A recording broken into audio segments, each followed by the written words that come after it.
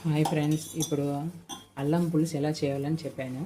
First ఒక కడాయిలో 4 spoon oil వేసుకోవాలి. ఆయిల్ కాగిన తర్వాత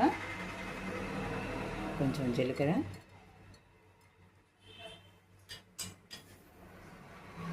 ఆవాలు, ఉద్దిపప్పు,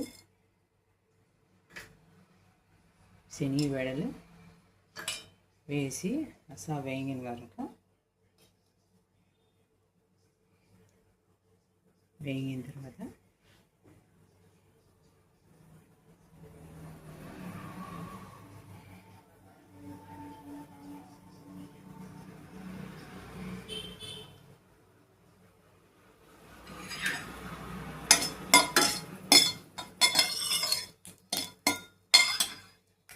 అసలు వేగింది.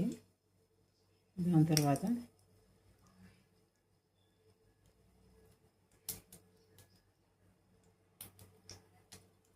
కరివేపాకు వేసుకోవాలి. దాని తర్వాత మనం పేస్ట్ చేసి పెట్టుకున్న ఇంజి పచ్చిమిరపకాయ వేసుకోవాలి. దాంట్లో నీళ్ళు పోసుకొని కొంచెం మిక్స్ చేసి వేసుకోవాలి. దాని నెక్స్ట్ కొంచెం పులుపు వేసుకోవాలి. కరిగించి పెట్టుకున్న పులుపుని పోసుకోవాలి.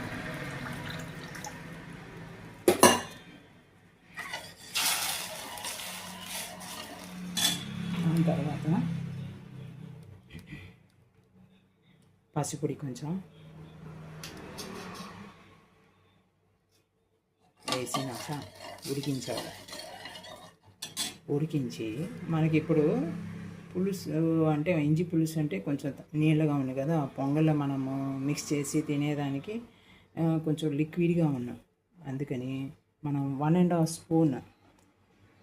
స్పూన్ కల్లమాము తీసుకొని కరిగించేసి కట్టకుండా కడిగించాలి. డైరెక్ట్గా వేసేసామంటే కట్టిగా ఉన్నాం. అందుకు కట్టి లేకుండా కరిగించేసి